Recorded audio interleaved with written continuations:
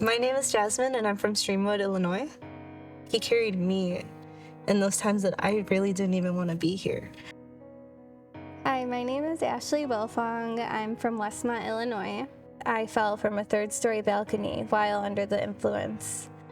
I thought I was never going to walk again. My mental illnesses started with eating disorders when I was 12. Right after that, it was depression, and then 3 suicide attempts followed that. I had to be hospitalized throughout all those times and go to outpatient and inpatient therapy.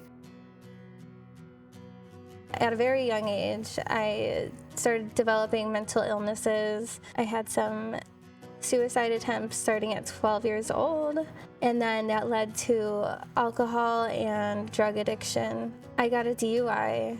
I lost my driver's license. About a week or two later, I took a vacation to Mexico, and I fell from a third-story balcony while under the influence. And that led me to paralyzation from the waist down. I broke my spinal cord, and I broke over 20 bones. I crushed my spine, so I had to get 17 rods and screws in my spine. I thought I was never going to walk again. After 3 months in the hospital, I was in a wheelchair, and I thought that could possibly be my life for forever.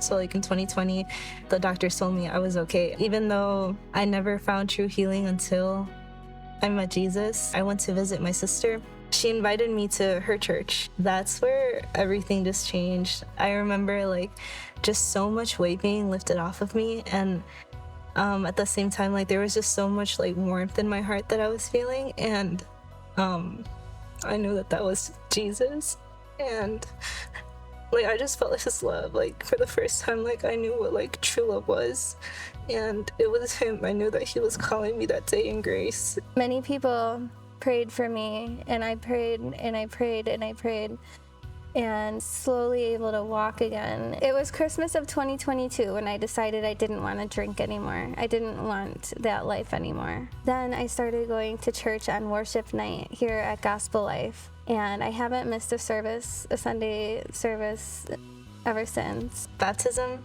meant so much to me. My sister, she cried because she had been praying for that day to happen in my life for the longest. And she even shared with me a part of when I first attempted suicide. She was just crying, and one of her friends asked her what's wrong, and they all prayed over me. And I didn't know that my sister had never told me that before. It was all by his grace that I'm still here, because it was 3 attempts and I'm still here.